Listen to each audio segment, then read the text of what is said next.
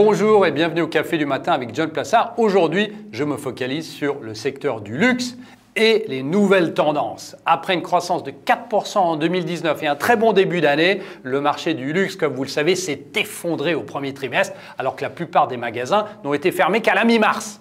Le marché pourrait chuter et c'est le worst case scénario dans lequel je ne crois pas, de moins 35% en 2020 et ne retrouver son niveau de 2019 qu'en 2022. Les marchés clés que sont la Chine, l'Europe et les États-Unis ont tous été touchés, d'autant plus que la pandémie a mis un coup d'arrêt aux voyages propices aux achats d'articles de luxe. Par segment de produits, les montres ont été particulièrement touchées alors que leur circuit de distribution passe principalement par des magasins spécialisés. Le prêt-à-porter et les bijoux haut de gamme ne se sont pas mieux portés puisque les occasions pour en porter ayant disparu avec l'interdiction de grands événements. À l'inverse, le secteur des cosmétiques et accessoires plus propices aux achats en ligne se porte bien.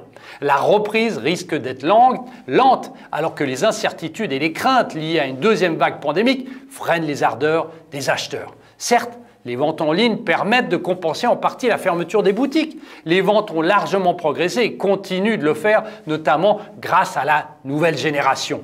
D'ici 2025, ce canal devrait représenter près de 30% du chiffre d'affaires de la branche. L'espoir se situe aussi en Chine, alors que les consommateurs chinois sont de plus en plus déterminants pour la croissance du marché du luxe. D'ici 2025, la moitié des achats d'articles de luxe devraient être effectués par des clients chinois et 28% du chiffre d'affaires mondial sera réalisé en Chine continentale contre 11% aujourd'hui. Enfin, on peut noter les toutes dernières tendances que nous regardons de très près avec l'arrivée des millennials, le sourcing des matériaux et la fusion de la technologie et du luxe.